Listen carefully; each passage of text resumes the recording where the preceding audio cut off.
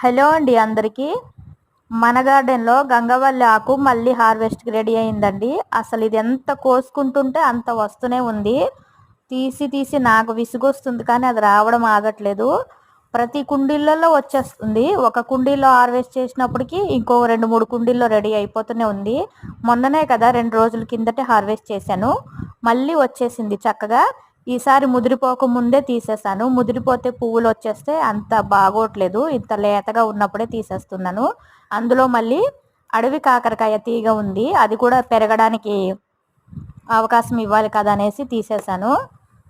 ఎంత తీస్తే అంత వస్తూనే ఉంది. ఇంకా నేను ఒక్కలమే తినలేము కదా, అందుకని తెలిసిన వాళ్ళకి, దగ్గర ఉన్న వాళ్ళకి ఇచ్చేస్తూనే ఉన్నాను.